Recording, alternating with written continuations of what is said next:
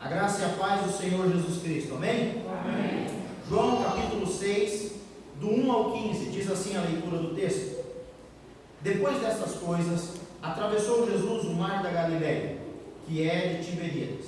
Seguia-o numerosa multidão, porque tinham visto os sinais que ele fazia na cura dos enfermos. Então subiu Jesus ao monte e assentou-se ali com os seus discípulos.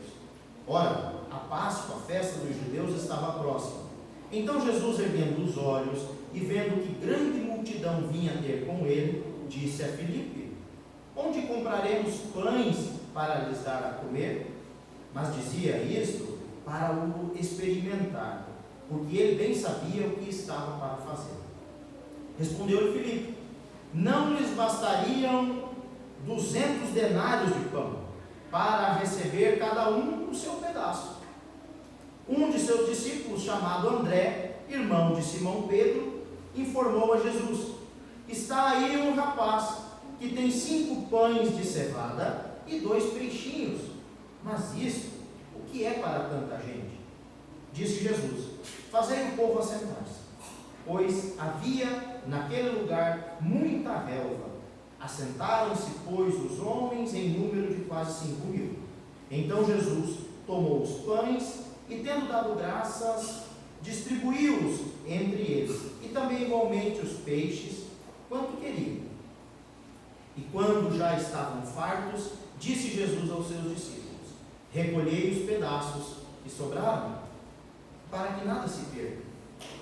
Assim, pois, o fizeram, e encheram 12 cestos de pedaços dos 5 pães de cevada que sobraram aos que haviam comido.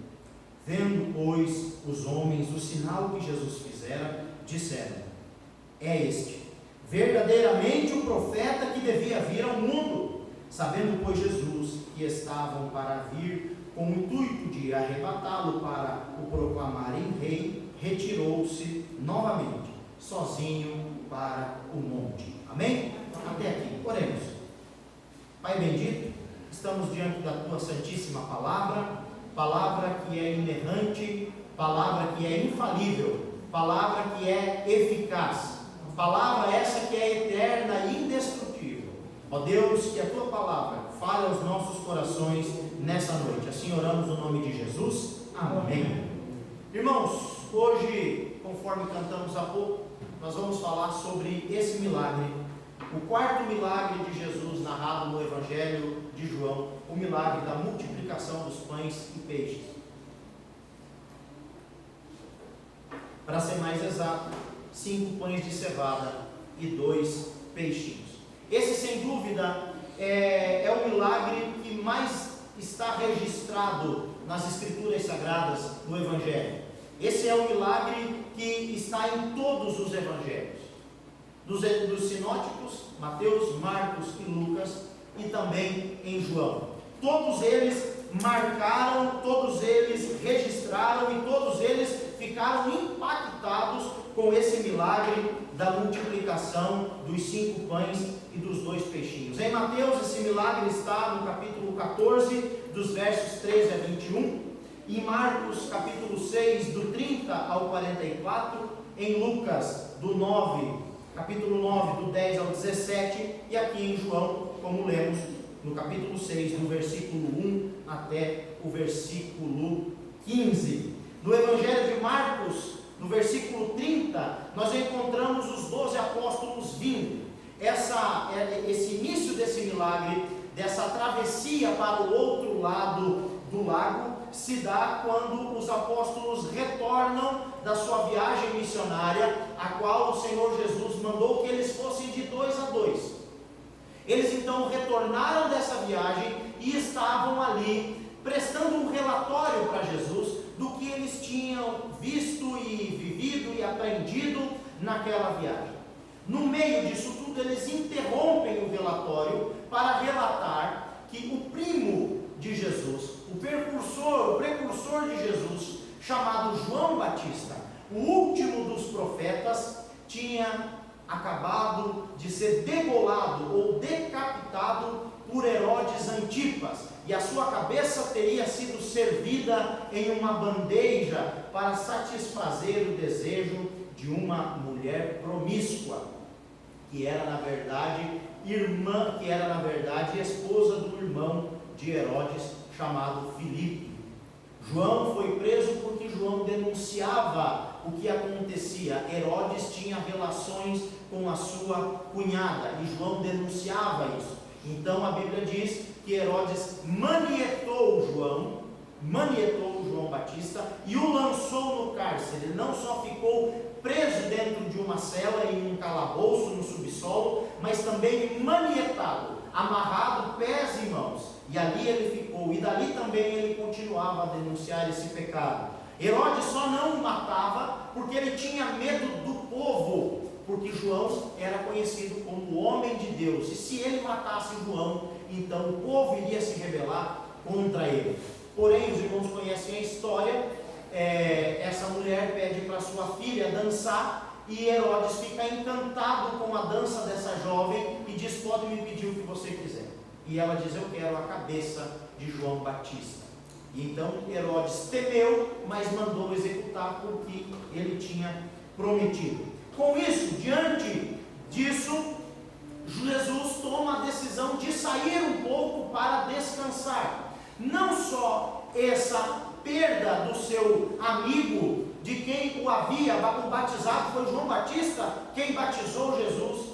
João Batista foi aquele que era prometido por Isaías, dizendo: voz do que clama no deserto, né? Era filho de Isabel, que era prima de Maria. Não só por causa da morte do seu parente, mas também o texto diz, lá em Marcos capítulo 6, versículo 30, que eles não, aliás, versículo 31, que eles não tinham tempo para fazer uma refeição. O ministério de Jesus ganhou tanta popularidade que eles não tinham tempo para dizer: olha, agora nós vamos ter uma hora de almoço, ou vamos tomar café, ou vamos jantar. Não, era todo o tempo e constantemente pessoas chegando para serem curadas, multidões aprendendo e Jesus também expulsando, expelindo demônios. Esse era o ministério de Jesus e dos apóstolos. Então Jesus viu que os seus apóstolos, viu que os seus discípulos precisavam de um descanso. E ele disse: olha, porque nós não temos tempo para comer. E mais essa notícia ruim do falecimento da execução de João, vamos para um lugar deserto, vamos descansar. E aqui fica, irmãos, uma primeira lição como introdução. Você precisa descansar. Você precisa descansar. A prova disso é que Deus, quando criou o mundo, o fez em quantos dias? Em 6, mas no 7º descansou. Jesus, o Filho de Deus, diante de tamanhos problemas que estava enfrentando e tamanho trabalho que tinha no seu ministério, chamou os seus e disse: olha, vamos para um lugar deserto, a fim de que a gente possa descansar um pouco.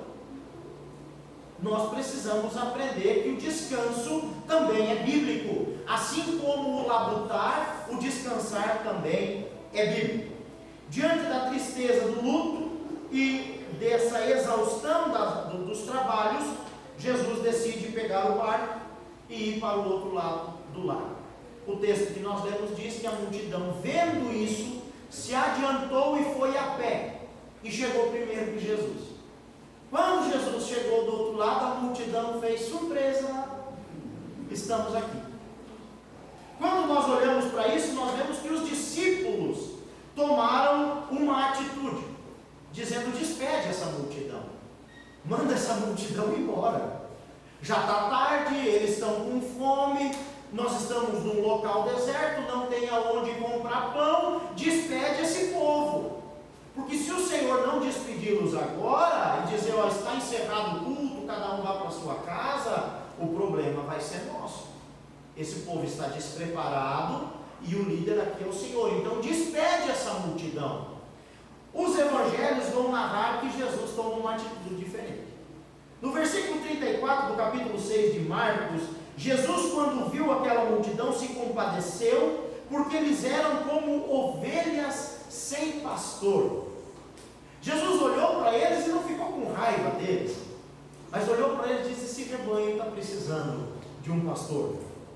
Quando nós olhamos para Mateus 14:14, nós vemos que Jesus se compadeceu deles e os curou. A palavra que Mateus usa de compadecer tem a mesma raiz, a mesma etimologia do que tripa.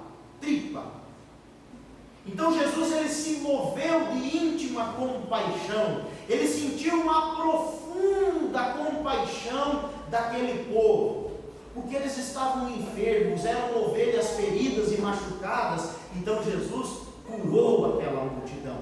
Lucas nos narra em Lucas 9, versículo 11, que não só Jesus se compadeceu e arrebanhou aquele povo e curou aquele povo, mas também ensinou aquele povo, ensinou a multidão sobre o reino de Deus. Jesus, então, ele continuou o seu ministério, mesmo querendo descansar, e os seus discípulos também, precisando descansar, continuaram a trabalhar. O propósito de João, irmãos, a escrever o seu livro, é comprovar que Jesus Cristo é o Filho de Deus. E ele faz isso de duas maneiras. Primeiro, ele escolhe 7 declarações de Jesus, dizendo: eu sou. E aí ele vai dizer que Jesus, ele é o pão da vida, ele vai dizer que ele é o caminho, a verdade e a vida. Enfim, são 7 declarações de Jesus dizendo: eu sou. Mas João também escolhe para tecer esse evangelho 7 milagres que Jesus operou. Não que Jesus tenha operado apenas 7 milagres. O próprio evangelho de João diz que se fosse colocado isso em livros, não haveria literatura suficiente para tantos milagres a qual o nosso Jesus realizou. Mas nós vemos essa lista começar em João capítulo 2, quando o primeiro milagre de Jesus é feito no casamento em Caná da Galileia, quando ele transforma a água em vinho. Ele cura também o filho do oficial, e é o seu segundo milagre narrado aqui em João capítulo 4. Ele cura o paralítico em Betesda, no capítulo 5, e esse é o terceiro milagre. O quarto milagre de Jesus no Evangelho de João é esse que nós lemos aqui, a multiplicação de 5 pães de cevada e 2 peixinhos. O sexto milagre de Jesus continua no capítulo 6, quando ele anda sobre as águas. Aliás, o quinto milagre de Jesus, quando ele anda sobre as águas. O sexto milagre de Jesus, ele cura um cego de nascença no capítulo 9, e o sétimo milagre de Jesus, ele ressuscita Lázaro no capítulo 11. João escolhe 7 sinais para mostrar que Jesus Cristo é Deus. E por que ele usa esse termo, sinais e não milagres? Porque o sinal aponta para algo maior ou mais importante, não é isso? Quando nós estamos indo daqui para Brasília, foram postos sinais, dizendo: a 300 metros tem um quebra-mola, a 100 metros tem um quebra-mola. O sinal em si não é nada, o quebra-mola não está no sinal, mas está naquilo a qual o sinal está apontando. Por isso, irmãos, nós não devemos correr atrás dos sinais. As pessoas estão vindo para Jesus como essa multidão, que vinha por causa dos sinais. Olha aí o versículo 1 do capítulo 6. Depois destas coisas, atravessou Jesus o mar da Galileia, que é o mar de Tiberíades. Seguia-o numerosa multidão, porque tinham visto os sinais que ele fazia na cura dos enfermos. A multidão estava atrás de Jesus? Não. A multidão estava atrás daquilo que Jesus podia fazer. A prova disso é que depois, quando Jesus multiplica os pães, a multidão quer arrebatar Jesus. Quer dizer, esse é o nosso líder político. Vamos derrubar agora esse império e vamos declarar Jesus como nosso rei terreno. E Jesus toma 2 atitudes: manda os discípulos entrar no barco e atravessar para o outro lado, e ele sobe o monte para fugir daquele povo.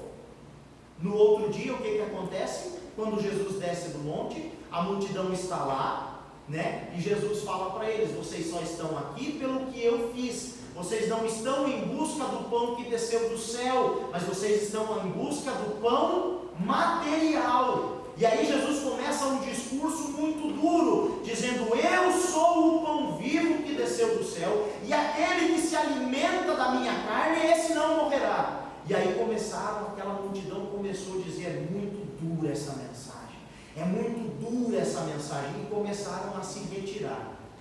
Nessa cena, Jesus vira para os 12 e diz assim: a porta está aberta, vocês também não querem ir? E Pedro dá aquela então famosa declaração: para onde ou para quem iremos nós, se só tu tens palavra de vida eterna? A multidão não queria Jesus, a multidão queria os sinais de Jesus. Assim nós vemos hoje, irmãos.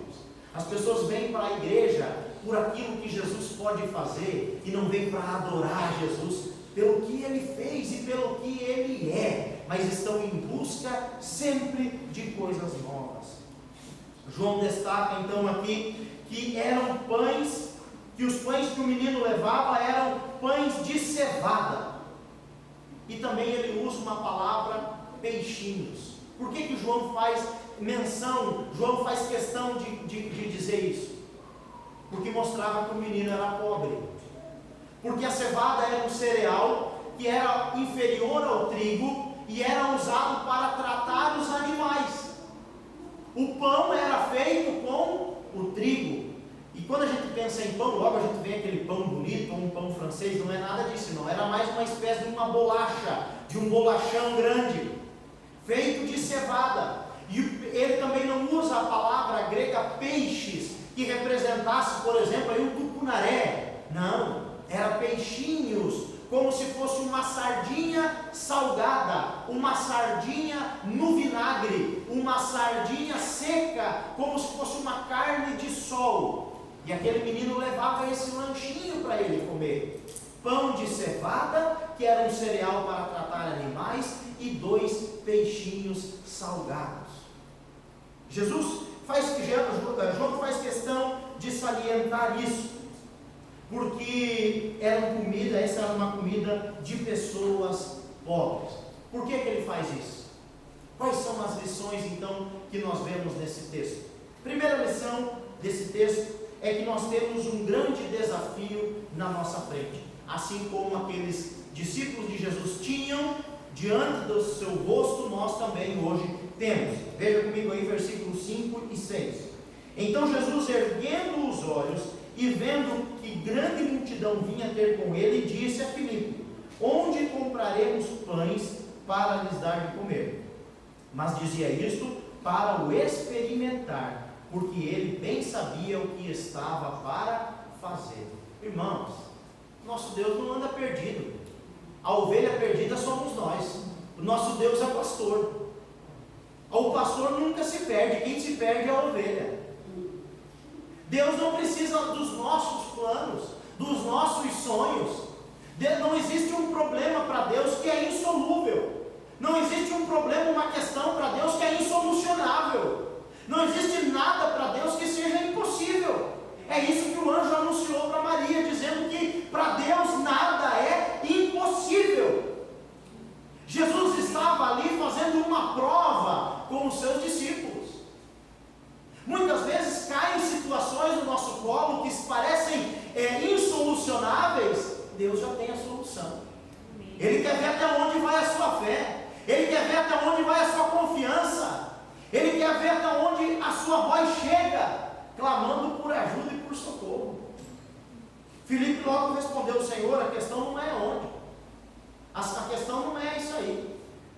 A questão não é dinheiro. Porque mesmo que nós tivéssemos 200 denários, um denário era o dia de um trabalhador. Felipe está dizendo o seguinte: se nós tivéssemos 8 meses de trabalho aqui em dinheiro, não daria para comprar um pedaço de pão para cada povo que está aí. Alguns teólogos chegam a afirmar que tinha uma multidão de 20.000 pessoas, porque os outros evangelhos narram que eram 5.000 homens, fora mulheres e crianças. Ele fala: olha, se nós tivéssemos aqui 200 denários, ou seja, 8 meses de salário, nós não conseguiríamos comprar um pedaço. Não é um pão inteiro, não, é um pedaço de pão. E ele não está falando de pão e peixe, ele estava falando só de pão. Mas a questão, Jesus, não é o dinheiro, é porque é um lugar deserto. Olha para onde o Senhor Senhor nos trouxe? O Senhor nos trouxe para um lugar deserto. Quando nós olhamos para o Evangelho de Mateus, Mateus 14, 16, existe uma ordem ali de Jesus. Jesus vê aquela multidão, olha para os seus discípulos, eles sabem do problema, sabem que estão no lugar deserto, não tem dinheiro, mesmo que tivesse uma padaria ali, mesmo que tivesse um hipermercado ali, eles não tinham dinheiro, e Jesus olha para eles e diz assim: alimentem vocês mesmos essa multidão, a bronca está com vocês, vocês são em 12, eles são em 5.000 homens, fora mulheres e crianças, vão trabalhar no número de 20.000, eles são 20.000, vocês são 12, se virem, alimentem vocês mesmos. Nesse meio tempo, saiu o Andrezão do meio. André pelo menos tentou alguma coisa. O André olhou para um lado, viu Pedro desesperado, viu o outro ali desesperado, viu o Felipe desesperado, e André achou no meio do povo um menino, uma criança.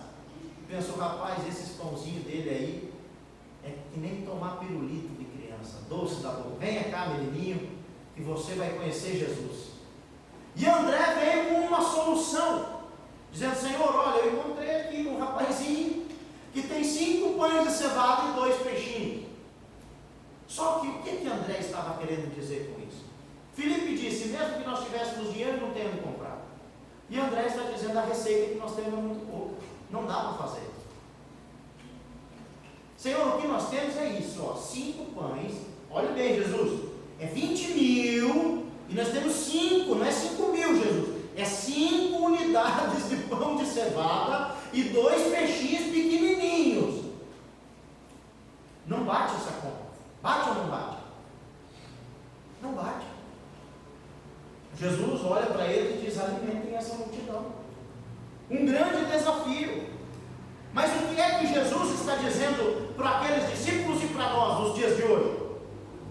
Que a igreja não precisa de muitos recursos, a igreja precisa de fé. Você não precisa de muitos recursos, você precisa de fé. Se você tiver fé, meu irmão, para entregar para Jesus esses 5 pão de cevada que você tem na sua cesta e esses 2 peixinhos, Jesus é capaz de multiplicar. Mas você tem que ter fé para entregar para Ele esse pouco que você tem. Você precisa chegar diante de Jesus e dizer: Senhor, eu decreto, eu declaro a minha falência, a minha incapacidade, mas o que eu tenho eu entrego nas tuas mãos e confio no Senhor para operar um milagre na minha vida. E aí você vai ver Deus agir. Porque se você está vivendo uma situação que é impossível, eu afirmo que você é um forte candidato de experimentar o sobrenatural de Deus e o milagre de Deus nessa área que você pensa que é impossível. Em segundo lugar, nós precisamos de organização. Nós temos um grande desafio, mas precisamos de organização. Sem organização, instala-se o caos. Pastor, eu estou com as minhas finanças bagunçadas. Organize ela primeiro. Sente com o seu marido, sente com a sua família, converse. Olha, nós estamos com esse problema. Pastor, a minha saúde está bagunçada. Você precisa organizar ela, irmão. Você precisa mudar a sua alimentação, você precisa começar a ter uma rotina de exercício físico, você precisa fazer exames. Todo grande problema precisa de uma grande organização. E se é um grande problema, é porque não houve uma organização lá atrás. Sem organização, gera-se o caos. O que é que Jesus faz então e nos mostra isso? No versículo 10 do capítulo 6. Disse Jesus: fazei o povo assentar-se, pois havia naquele lugar muita relva. Assentaram-se, pois, os homens em números de quase 5.000. Quando nós olhamos para Marcos, capítulo 6, versículo 39 e 40, Jesus é mais organizado ainda. E diz assim: olha, fala para eles sentarem em grupos de 100 e de 50. Organiza o povo. Organiza o povo. Porque o milagre vai acontecer. Eu me lembro daquela história daqueles 2 fazendeiros, né? Essa história, essa parábola que foi inventada. E os 2 pediam chuva a Deus, mas um apenas preparou o seu campo e lançou a semente. Quando choveu, aquele que tinha lançado a semente ainda na terra árida, colheu. E o que não tinha preparado, infelizmente, continuou com um campo molhado, mas sem frutos. Nós precisamos organizar. Existem coisas que nós precisamos fazer. Jesus dá uma ordem para os seus discípulos: organizem essa multidão, porque essa multidão está faminta, e uma multidão faminta está propícia ao caos. E por que isso é tão importante, irmãos? Porque o nosso Deus é um Deus de ordem e não de desordem. O nosso Deus é um Deus sistemático. O nosso Deus é um Deus que trabalha com etapas, com processo. O nosso Deus não burla processo. Eu vi um pregador falando, se eu não me engano, é o Marcos Granconato, eu gosto muito desse cara, e ele diz o seguinte: o nosso Deus, quando ele quer fazer sombra, ele planta uma sementinha no chão. Ele não é como nós, que quando nós queremos sombra, nós vamos em uma loja, em uma ferragem, em material de construção, e compramos um toldo, e armamos um toldo, e aí já temos sombra. O ser humano é imediatista. O nosso Deus é paciente e longânimo. Por isso ele diz: organize o povo. Eu vou fazer um milagre, mas organize o povo. Eu vou fazer um milagre, mãe, mas agora você precisa parar de chorar. Existem coisas que nós devemos fazer na nossa vida, essa organização. Em terceiro lugar, a multiplicação abundante, no versículo 11. Então Jesus tomou os pães e, tendo dado graças, partiu-os, e entre eles e também igualmente os peixes, quanto queria. Jesus, aqui eu gosto de salientar, que Jesus ele poderia ter criado pães e peixes, Jesus poderia ter criado lagosta, Jesus poderia ter alimentado aquele povo com caviar, com chocolate, com o que ele quisesse, e ele poderia criar isso do nada, porque ele é o Deus que criou todo o universo sem matéria pré-existente, só através da sua palavra, dizendo: haja luz, e a luz houve, haja separação entre a água e a terra, e tudo aconteceu conforme a sua palavra. Ele criou tudo através do poder da sua palavra, mas aqui não. Aqui ele multiplicou através daquilo que aquele menino trouxe e entregou nas suas mãos. Irmãos, Deus quer usar aquilo que nós temos, porque o que nós temos não é nosso, é dele, é ele que nos deu. Nós precisamos estar desapegados a isso. Muitas vezes nós estamos vivendo uma crise porque estamos apegados àquilo. Entregue nas mãos de Jesus, entregue para o Senhor, diz: Senhor, é pouquinho que eu tenho, mas está aqui, o que eu tenho, o Senhor me deu, o que eu tenho eu entrego nas suas mãos. Jesus operou aquele grande milagre a partir de 5 pães de cevada e 2 peixinhos pequenininhos.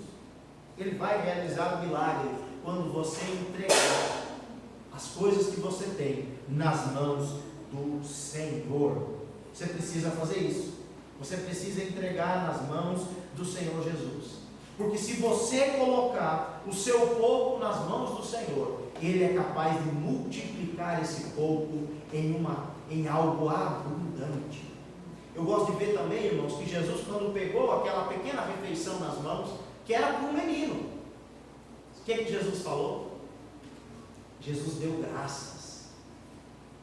Irmãos, eu não estou dizendo aqui que a sua palavra tem poder ou não, mas o seu coração, às vezes quando você tem pouquinho, não é tão fácil a gente ser ingrato, né? Jesus pegou aquele pouquinho e deu graças, olhou para o céu e deu graças a Deus por aquele pouquinho que estava na mão. Quantas vezes nós reclamamos com as panelas cheias? Quantas vezes nós reclamamos porque que está difícil, que não sei, só murmuramos e murmuramos e murmuramos e murmuramos.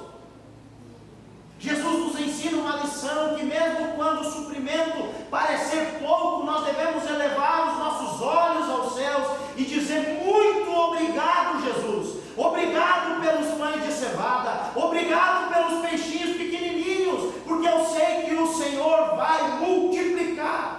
Dar graças a Deus, ter um coração agradecido. Jesus, depois de ter dado graça, fez o quê? Multiplicou. Jesus mandou aquele povo assentar na relva verde, como o bom pastor no Salmo 23, que ele leva as suas águas, as suas ovelhas, a águas tranquilas e a pastos verdejantes. Depois que o pastor acalmou as ovelhas, ele agradeceu pelo mantimento, mas ele não saiu distribuindo. Ele entregou para os seus discípulos, e os discípulos alimentaram a multidão, cumprindo o que ele tinha falado lá no capítulo 14, no versículo 14 de Mateus, quando ele disse, os 14 e 16, que ele diz assim: alimentem vocês mesmos essa multidão. Sabe por quê, irmãos? É função minha e sua alimentar essa multidão que está aí fora. Pastor, mas eu não tenho. Ah, mas você tem talvez 1 litro de óleo que está sobrando na sua casa, você não precisa de 3, fica com 2, doa 1. Você está com 2 pacotes de arroz lá, um está fechado, um está pela metade. Você consegue chegar até no final do mês com esse que está pela metade, doa esse que está sobrando. Alimente a multidão, alimente aqueles que estão famintos, mas não só também com o pão perecível, alimente essa multidão com o pão vivo que desceu do céu. Compartilhe sobre o que Jesus Cristo fez na sua vida, os milagres que Jesus Cristo fez na sua vida. Fale do amor de Jesus para as pessoas. Diga: Jesus transformou a minha vida e Ele pode transformar a sua também. Alimentem essa multidão. Deixe o milagre da multiplicação com o Senhor. Agora nós devemos fazer como o semeador, que saiu pelo caminho a semear a palavra de Deus. Nós precisamos lançar a semente. Jesus fez o que nós não conseguíamos fazer, mas o que nós conseguíamos fazer, Jesus não fez. Jesus não fez. No versículo 13, leia comigo aí. Assim, pois, o fizeram e encheram 12 cestos de pedaços com 5 pães de cevada que sobraram aos que haviam comido. Irmãos, o povo não comeu só um pedacinho de pão, não. Eles comeram até saciar. E depois que eles se saciaram, sobrou 12 cestos cheios de pães, mostrando que aqueles que vêm até Jesus não passam necessidade alguma. O pão nosso de cada dia, Ele nos dá hoje. O maná que Ele derramou no deserto, Ele continua derramando nos dias de hoje, e Ele nos dá infinitamente mais do que tudo aquilo que pedimos ou pensamos. O Senhor opera em nós coisas maravilhosas. É isso que o texto diz. A gente se alimenta com fartura e ainda sobra para abençoar os outros. Sobra para abençoar.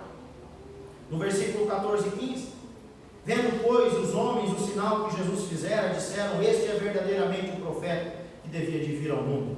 Sabendo, pois, que Jesus que estavam para vir com o intuito de arrebatá-lo para o proclamarem rei, retirou-se novamente sozinho para o monte. Jesus falou: eu conheço o coração de vocês, eu sei o coração da multidão, e eu sei o coração dos meus discípulos. Por isso que tem coisas, tem sinais que o Senhor opera para a multidão, e tem sinais que o Senhor só faz com os discípulos. A multidão só queria o pão que perecia. Os discípulos ali estavam por causa do pão vivo que desceu do céu. Por isso somente os discípulos viram Jesus andar sobre as águas. Quando os discípulos atravessaram o lago, conta-se que Jesus estava no alto do monte, vendo que o vento era contrário, e aqueles homens remando a noite toda e não saíam do lugar. Jesus então desce e vai ao encontro deles, caminhando por sobre as águas. Aqueles homens pensaram que o fim deles estava ali. Logo após viver um grande milagre, eles experimentaram algo maior ainda. E aí puderam dizer: quem é este que até o vento e o mar obedecem? Saiba, meu irmão, que Jesus não só promete provisão para a sua vida, mas Ele promete presença perpétua e eterna. Entregue a sua vida para Jesus. Não deixe passar essa oportunidade. Entregue a sua vida para Jesus e você vai vai ter provisão sempre, e vai ter também a presença sempre. Você vai ter o pão nosso de cada dia, todos os dias, e você também vai se alimentar do pão vivo que desceu do céu. Você vai se alimentar do Cristo, daquele que garante a vida eterna ao lado dele para todo sempre. Amém? Eu quero orar pela sua vida nesse momento. Feche seus olhos. Pai querido e amado, diante do Senhor nós estamos e te agradecemos por essa palavra. Que o Senhor, ó Deus, não deixe essa palavra cair no vazio, mas que essa palavra frutifique nos nossos corações. Assim eu oro no nome do Pai, do Filho e do Espírito Santo de Deus. Amém. Amém. Glória a Deus.